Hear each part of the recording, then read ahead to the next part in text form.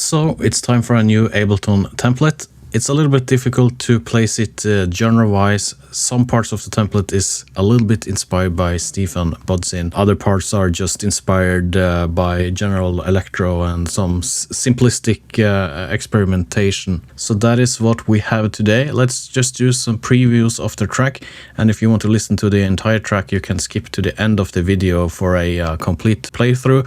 And as usual, you have links to everything in the description below and also timestamps so you can skip certain parts of this video. So let's do some preview here and let's get on with the track.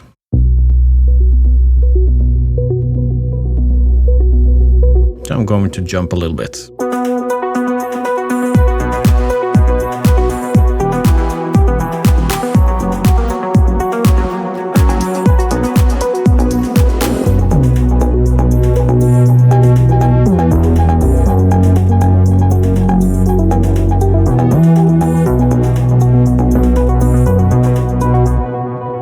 By the way, everything here is included in Ableton Live 10 suite, I think, so you don't have to have any external VSTs or free plugins or something like that. Everything should work if you have the correct Ableton 10 license.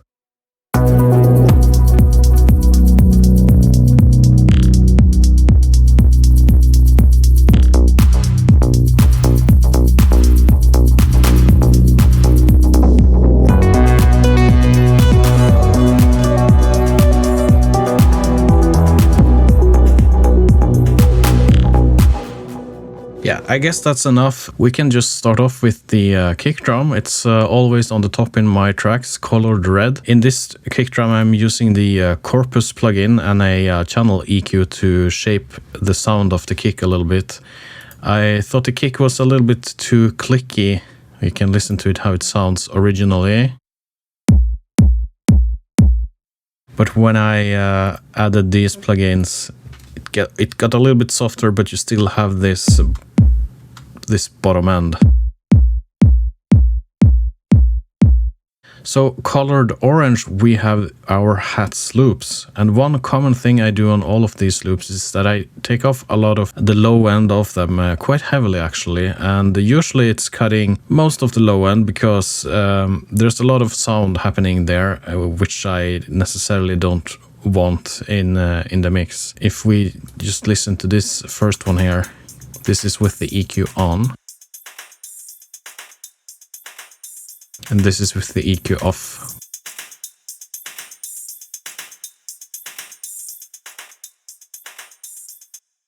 We can take another one here. For example, this one. This is with the EQ on. This is with the EQ off. Maybe not the best example, to be honest. Maybe try this one. Here we have some ambient stuff. Let's turn off the EQ. Yeah, here you hear a lot of noise in the low end.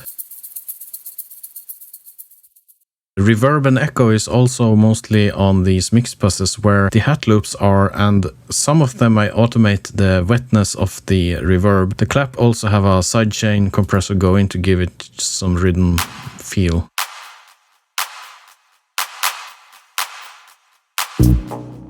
On some places in the arrangement you can see that I'm also fading in and fading out the hi-hat loops. The pluck sounds come from two generators. Pluck number 1 is using the wavetable plugin that's included in Ableton Live. The patch is just something I threw together using just two waveforms and some envelope on the frequency cutoff.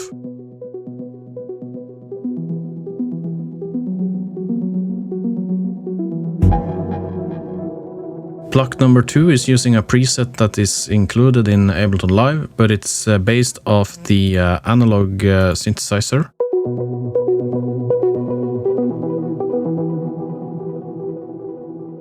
On both of these Plucks, I use the MIDI effect, add some random to the front here to add some randomness to the velocity, and this helps to reduce the kind of robotic feeling you get when you have these arpeggios. These arpeggios are generated by a plugin called Cthulhu.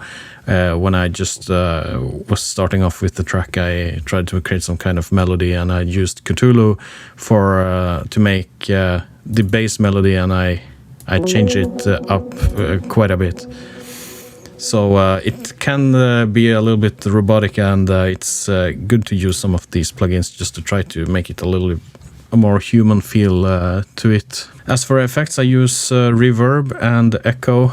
These two synths are then grouped together in a group for some further processing. First, I use an EQ, increasing the top end a little bit here. I have a OTT compressor at about 20%.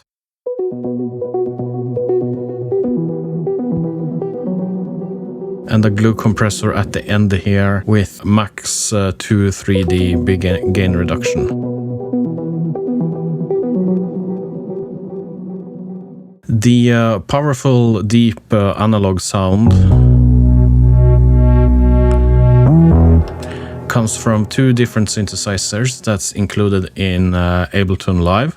The first one is the operator. It's a preset where the only change I did was to reduce the octave on it a little bit. I think it was here. I'm not really sure, but that was the only thing I did. The second track here is using the analog synthesizer plugin, using a preset where I modify the automation here on several parameters. And you can see that in the template here. It kind of makes the sound move a little bit more. If you just solo that bass drone sound here, you can listen. We can take a look at the knobs here.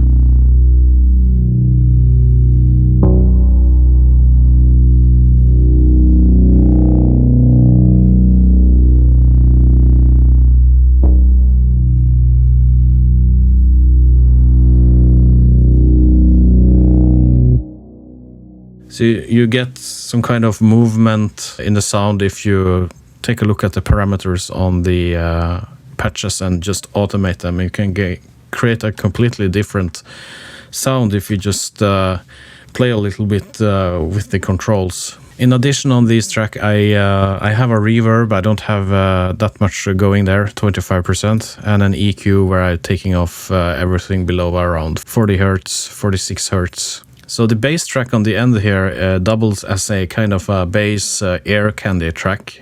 I'm automating the resonance throughout the track to try to create an interesting atmosphere, and I think it worked out pretty good.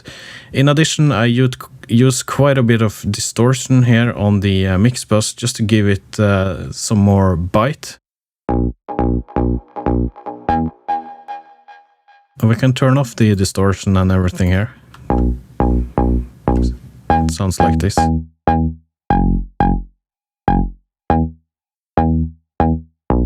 And let's turn on the distortions.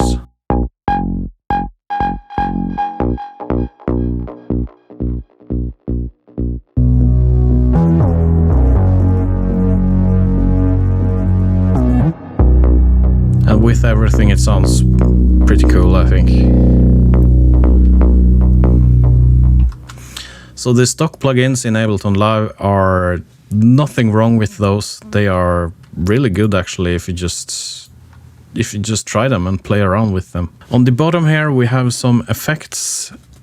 It's samples that's included in Ableton Live if I'm not mistaken. And the master fader here, it has the utility plugin where I do some stereo widening and I filter off the frequencies below 180 Hertz to mono. The glue compressor there is to take off the worst peaks, and the multiband compressor again is there to just tighten everything up just a little bit. The EQ here is reducing some of the rumble around 580 Hertz, and at the end here we have a limiter to increase the overall volume on the mix. Now we are ready for a